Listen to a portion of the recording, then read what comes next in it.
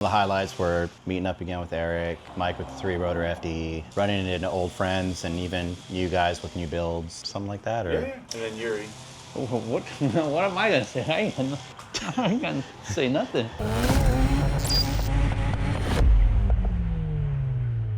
You should stand next to your friend. Oh man.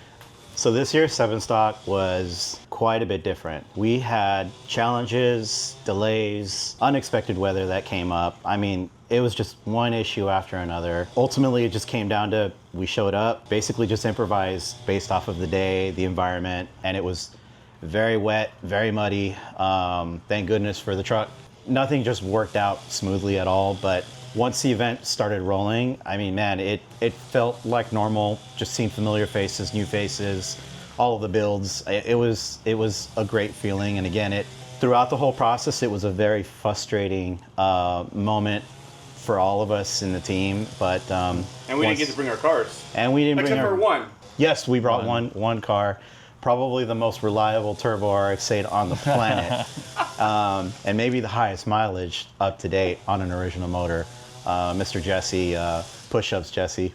Some of the highlights I would say would probably be, meeting up with Eric from Rad Potential. I mean, we talk quite a bit online.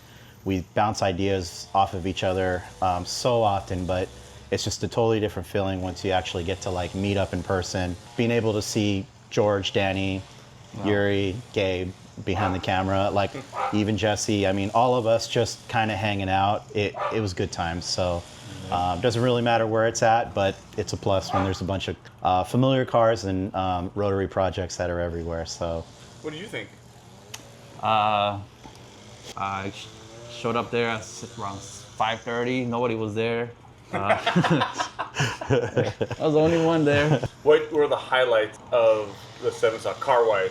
I'll start with you, Yuri. Oh man, I don't even know. Honestly, some of the FDs were pretty nice. FD row was impressive. Yeah, FD showed up for sure. Yeah. FD showed up for sure. Especially the red row. That was. Yeah, I think that was. A lot of photographers and videographers captured like that red row, and it was very nice. I was hoping to see more in the RX-8 row, but it seemed like the numbers were really down. So hopefully next year RX-8 owners show up. Yeah. Bring some new material, some stuff that just makes everybody realize how awesome the RX-8 platform is. So speaking of next year, 1 year till Sevenstock, what are the goals for next year for the lounge? I mean, it would be nice to see more Rotary Lounge inspired cars out there. We have some really cool cars in the group. They just don't always come out. Wait a minute, there's a car right there. You're not talking about this car right here. Well, Is this car gonna make it next year? I've made myself a promise and a goal early in the year that this FD, my personal FD, is going to be not done, but running by the end of the year. That means I have, as of today, pretty much 1 full month to have it. All right, running. so we'll have to get this video out before the end of the year so people can see this. Okay, Yeah. all right. I'm putting you on the spot. This FD, Sevenstock next year. Yes? Yes. Yes. FC. FC? Yes. FC or FD? I know those are both projects. FC. FC. All right, cool. FC, my FD. So. This is the last one that does not run that I have as far as cars. If I get them all running, I may just bring them all at once. FC, RX-8, and FD. Everything's turbocharged. But back to the highlights. Seeing, Mike's three-rotor FD, it's impressive. I mean, talk about details. That was my favorite, for Man, sure. I think that was just a crowd favorite. It up. Yeah. Because he got best of show. Yes. Right? So, Yeah. it deservedly so. So, Seeing just the communities that were together, like some of the old school groups, like R Power, like the way they came in, man, they know how to like just show up, When you show up all at once, it just has a hell of a presentation. Also seeing the white Cosmo out there, that was very impressive to see. Maz's presentation, even just with the background, in the mountains behind it and just around the grass, the black big rig with the trailer, they definitely know how to like just set up presentation wise as well. I mean, I didn't really see any drawbacks, but those were the big things that really stuck out to me. So we'll go through all of the highs of the event, and hopefully you'll enjoy it just as much as we did. Thanks for coming, man. Awesome.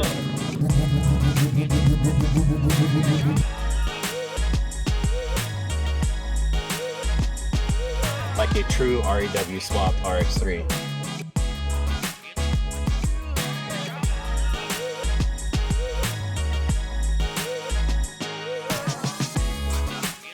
Nice fitted TEs, turbocharged, must-be bumper, clean. This is like really out there. Niece's wheels. I know, I was gonna say, you don't see that often. So if you're ever tired of going to the gas station a lot, say no more. 50-gallon fuel tank in there. Look at that. That's a beast of a fuel tank. This car rips on the track. Like, It's crazy with running. You see the injectors spray Yeah. right into the throttle bodies. here's the controversial Spirit R, the only left-hand drive, Why is it controversial? because it's not active.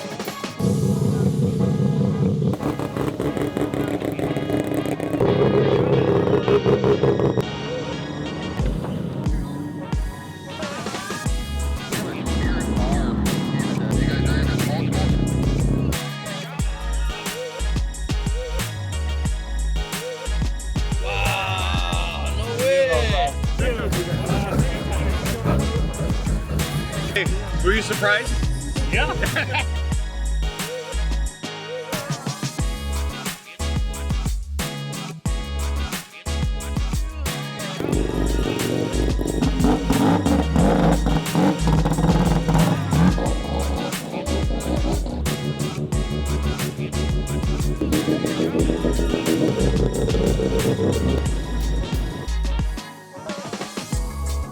Look at this. It's just out there. Well, this thing must be a wild ride, dude.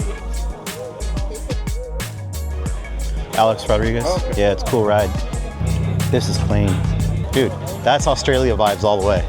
Oh yeah, for sure. Look at this thing. We'll come up with something better. Yeah.